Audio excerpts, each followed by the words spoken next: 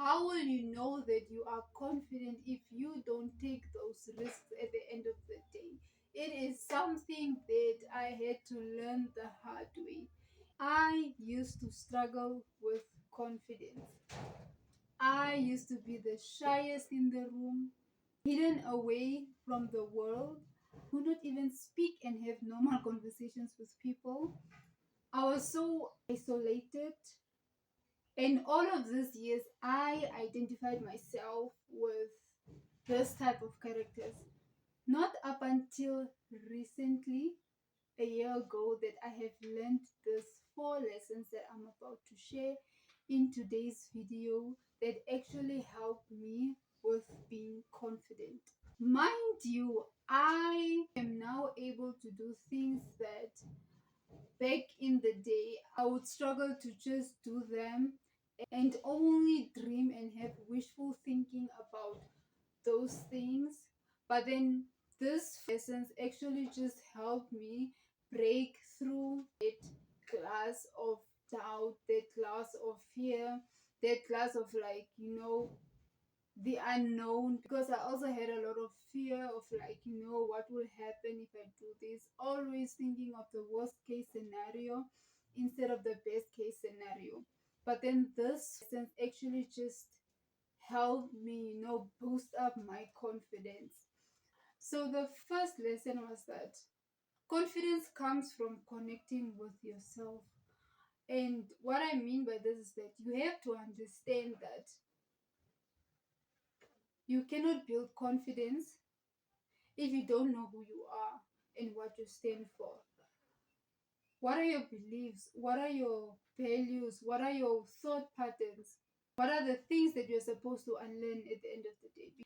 And if you don't believe that you are supposed to take these aligned actions to become confident, of course it's going to be difficult for you and it will feel invalid, which will thus result in you not being confident enough to take those specific actions. The second lesson that I have learned is that you have to take risks. Like I said, confidence comes from taking action. If you don't take aligned actions, it is impossible for you to become confident.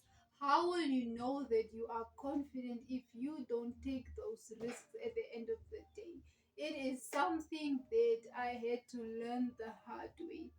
In this case, if you have zero confidence, it's best to start with the small things which will compound at the end of the day, rather than taking one big risk that you yourself don't believe that you are capable of doing. The more smaller risks you take, it's going to signal to your brain that, you know what, because I have taken all of this risk, it is possible for me to go after that scariest thing. It is possible for me to actually go after that thing that seems scary at the end of the day. So the third lesson that I have learned is that by keeping promises to yourself, you're actually building confidence from within.